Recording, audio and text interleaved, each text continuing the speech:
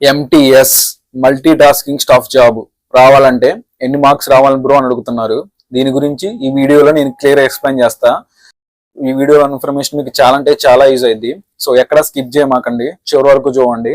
First అయితే మీరు ఈ వీడియోని లైక్ చేయండి, ఎందుకంటే మీరు కొట్టే లైకే నాకు బూస్ట్ ఇస్తుంది ఇలాంటి మంచి వీడియో చేయడానికి. మీరు లైక్ కొట్టారనుకుంటున్నా. సో ఎవరైతే నా ఛానల్ కొత్తగా చూస్తున్నారో వాళ్ళు తప్పకుండా నా ఛానల్ సబ్స్క్రైబ్ చేసుకోండి. ఇలాంటి మంచి వీడియోస్ కోసం సబ్స్క్రైబ్ చేసుకొని పక్కనే ఒక గంట సింబల్ ఉంటుంది, దాన్ని నొక్కండి. ఎందుకంటే మీరు గంట సింబల్ నొక్కితేనే నేను వీడియో పెట్టడంలోనే నా వీడియో మీ మొబైల్కి నోటిఫికేషన్ రూపంలో వస్తుంది. అదే తప్పకుండా చేయండి. అండ్ లేట్ చేయకుండా మ్యాటర్లోకి వెళ్ళిపోతే, ఎంటీఎస్ జాబ్ రావాలంటే ఎన్ని మార్క్స్ రావాలి? సో నేను చెప్పేది ఎస్ఎస్సి ఎంటీఎస్ కాదు, స్టాఫ్ సెలక్షన్ కమిషన్కి సంబంధించిన ఎంటీఎస్ కాదు. నేను చెప్పేది జీడీఎస్ టు ఎంటీఎస్. అంటే మీ అందరికీ తెలిసిందే, జీడీఎస్ జాబ్స్ అనేవి 10th బేస్ మీద ఇస్తారు. సో వాళ్ళు బీపీఎం అవ్వచ్చు, బ్రాంచ్ పోస్ట్ మాస్టర్ అవ్వచ్చు, ABPM assistant branch post master అవ్వచ్చు, డాక్ సేవక్ అవ్వచ్చు.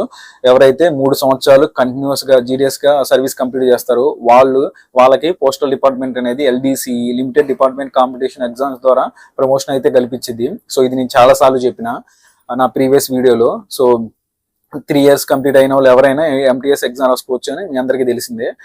సో ఆ ఎంటీఎస్ ఎగ్జామ్ రావాలంటే, ఆ ఎంటీఎస్ జాబ్ రావాలంటే ఎన్ని మార్క్స్ రావాలి? So GDS to MTS job రావాలంటే ఎన్ని మార్క్స్ రావాలి?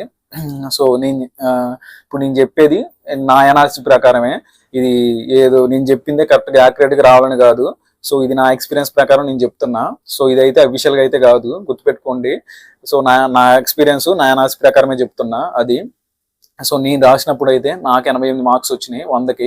మీ అందరికీ తెలిసిందే. అది ఎగ్జామ్ అనేది 50 క్వశ్చన్స్ ఉంటాయి, 100 మార్కులు. కానీ క్వశ్చన్ వచ్చేసి 2 మార్కులు. సో 100 మార్కులకి నాకు 88 మార్కులు వచ్చినాయి. సో నా 88 మార్కులకి నాకు జాబ్ వచ్చింది.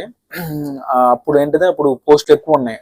అక్కడ నా అదృష్టం ఏంటంటే ఆ ఇయర్ అనేది 2023లో పోస్టులు అనేవి ఎక్కువ రిలీజ్ చేశారు. సో అందుకనే నాకు వచ్చింది మెరిట్ ప్రకారం. లేకపోతే నాకు తెలిసి నాకు ఒక్క కానీ రెండు కానీ పోస్టులు ఉన్నట్లయితే అప్పట్లో మా డివిజన్లో నాకైతే వచ్చేది కాదు. నాకంటే ఫస్ట్ పర్సన్ ఒక అతను ఉన్నాడు, అతనికి వచ్చేది. తర్వాత నేనున్నా, నా తర్వాత ఇంకా 4 ఉన్నారు. మొత్తం మాకు 6గురికి వచ్చింది మేము ఎగ్జామ్ రాసినప్పుడు మా డివిజన్లో. సో నాకు అప్పుడు పోస్టులు ఎక్కువ ఉన్నాయి కాబట్టి నాకు వచ్చింది. సో ఇక్కడ గుర్తుపెట్టుకోవాల్సింది ఏంటంటే, మనకు గనక పోస్టులు కనుక ఎక్కువ ఉంటే మనకి కొంచెం మెరిట్ కొంచెం అటు ఇటు అయినా మనకు జాబ్ వచ్చే ఛాన్స్ ఉంటుంది. ఇప్పుడున్న కాంపిటీషన్కి అయితే నాకు తెలిసి ఇప్పుడున్న కాంపిటీషన్కి 100కి 90 మార్కులు దాటినా కొంచెం కష్టంగా ఉంది. ఎందుకంటే చాలా మంది ప్రిపేర్ అవుతున్నారు డిపార్ట్మెంట్ ఎగ్జామ్కి. సో ఓపెన్లో కొట్టడం కష్టం కాబట్టి, ఇలా ఓపెన్లో ఎంటీఎస్ కొట్టాలని చాలా కష్టం, ఈ ఓపెన్లో పోస్టల్ అసిస్టెంట్ కొట్టాలని చాలా కష్టమే. సో ఇదైతే చాలా ఈజీ కాబట్టి, సో ఇక్కడ కూడా కాంపిటీషన్ బాగా పెరిగిపోయింది.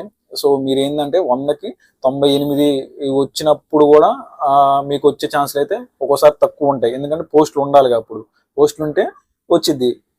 పోస్ట్ లేకపోతే మీకు 98 మార్కులు ఉన్నా వచ్చే ఛాన్స్ అయితే లేదు. ఇంకో విషయం ఏంటంటే, ఇక్కడ గుర్తుపెట్టుకోవాల్సింది, ఇక్కడ కేటగిరీ వైజ్గా ఉంటాయి. సో షెడ్యూల్ క్యాస్ట్ ఎస్సీ వాళ్ళకి, షెడ్యూల్ ట్రైబ్స్ వాళ్ళకి, ఎస్టీ వాళ్ళకి, అండ్ అదర్ బ్యాక్వర్డ్ క్యాస్ట్ వాళ్ళు కూడా ఉంటారుగా. అండ్ ఇంకోటి వచ్చేసి ఈడబ్ల్యూఎస్ ఎకనామికలీ వీకర్ సెక్షన్. అది కాక మళ్ళీ ఇంకోటి వచ్చేసి person with disability PWD. So వీళ్ళందరూ ఉంటారు. సో మీరు అప్లికేషన్ ఇస్తారుగా, జీడీఎస్ టు ఎంటీఎస్కి ఇచ్చిన, జీడీఎస్ టు పోస్ట్ మ్యాన్కి ఇచ్చిన అప్లికేషన్లో మీ క్యాస్ట్ కూడా మీరు పొందుపరుస్తారు. ఓబీసీయా, ఎస్టీయా, ఎస్సీయా, లేకపోతే ఎకనామికలీ వీకర్ సెక్షన్, ఇలా మీరందరూ దాంట్లో పొందుపరుస్తారు. సో దాని ప్రకారం కూడా ఉంటుంది కేటగిరీ వైజ్గా. సో ఇప్పుడు అయితే ప్రెసెంట్ అయితే రేపైతే ఎగ్జామ్ జరగబోతుంది. GDS to MTS post man ఒకేసారి జరిగేది ఎగ్జామ్. 2026కి సంబంధించి GDS to MTS and post man exam అయితే రేపు జరగబోతుంది తెలంగాణ సర్కిల్లో. సో రేపు చూద్దాం ఎట్లుంటుందో, ఎగ్జామ్ పేపర్ ఎట్లుంటుందో. సో దాని గురించి, ఆ పేపర్ జరిగిన తర్వాత దాని గురించి డిస్కస్ చేస్తా. సో ఫస్ట్ అయితే ఎట్లా ఉంటుంది, ఇక్కడ కేటగిరీ వైజ్గా మీరు ఇస్తారు. సో ఆ కేటగిరీ కూడా ఉంటుంది. ఎస్సీ వాళ్ళకి ఇన్ని పోతే, ఎస్టీ వాళ్ళకి ఇన్ని పోతే, ఓబీసీ వాళ్ళకి ఇన్ని పోతే, అండ్ ఈడబ్ల్యూఎస్ వాళ్ళకి ఇన్ని పోతే, అండ్ పర్సన్ విత్ డిసబిలిటీ వాళ్ళకి ఇన్ని పోస్ట్ అయితే పోతాయి. పోయిన తర్వాత అన్రిజర్వ్డ్ కూడా ఉంటుంది. సో ఇన్ కేసు మీకు గనక మీ క్యాస్ట్, ఇప్పుడు నాది ఓబీసీ కాబట్టి నాకు ఓబీసీలో రాలేదు నాకు జాబ్, నాకు అన్రిజర్వ్డ్లోనే వచ్చింది. ఎందుకంటే నేను రాసినప్పుడు నాకు 88 మార్కులకి నేను అన్రిజర్వ్డ్లోనే సెలెక్ట్ అయ్యా. నాకు ఓబీసీ ఉంది. ఇన్ కేసు నాకు గనక అన్రిజర్వ్డ్లో గనక నాకు రాకపోతే జాబు, ఓబీసీలో ఏమన్నా వేరే డివిజన్లో వచ్చే ఛాన్స్ అయితే ఉంది. సో అది కూడా గుర్తుపెట్టుకోండి.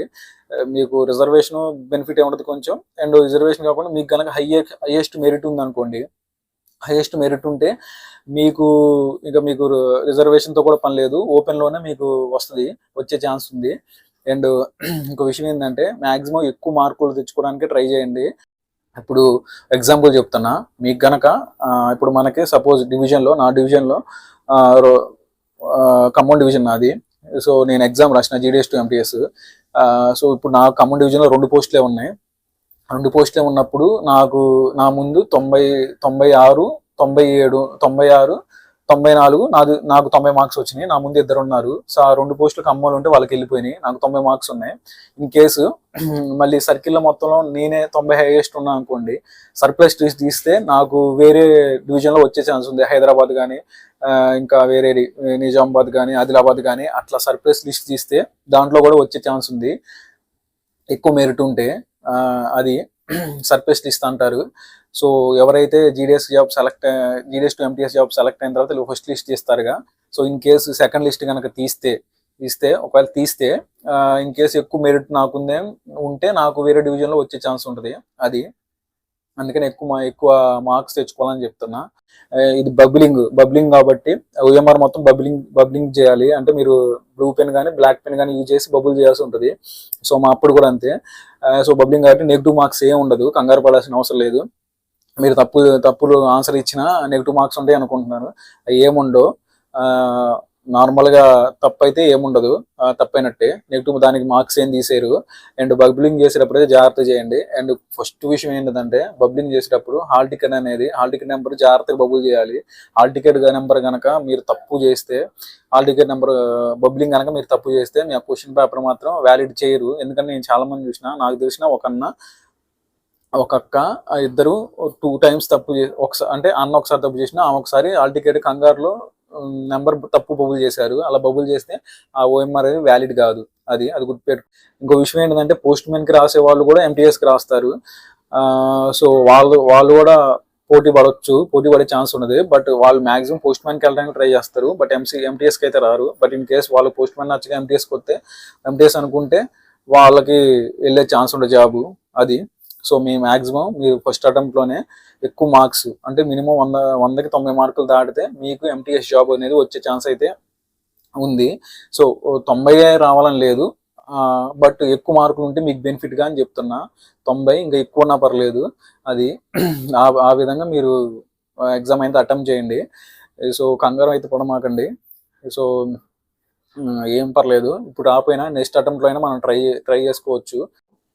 నాకు తెలిసిన ఒక 5-6 సార్లు రాసిండు. 5-6 సార్లు రాసిన తర్వాత MTS జాబ్ వచ్చింది అప్పుడు అన్నకి. సో మనకు అవకాశం ఉంటూనే ఉంటుంది, బట్ ఫస్ట్ అవకాశాన్నే మనం యూజ్ చేసుకోవాలి. ఏమన్నా మిస్టేక్స్ ఉంటే వీడియోలో చెప్పండి, సరి చేసుకుంటా. అండ్ ఈ వీడియో మీ ఫ్రెండ్స్ ఎవరికైనా యూజ్ అయితే అనుకుంటే ఖచ్చితంగా షేర్ చేయండి. And thanks for watching my video.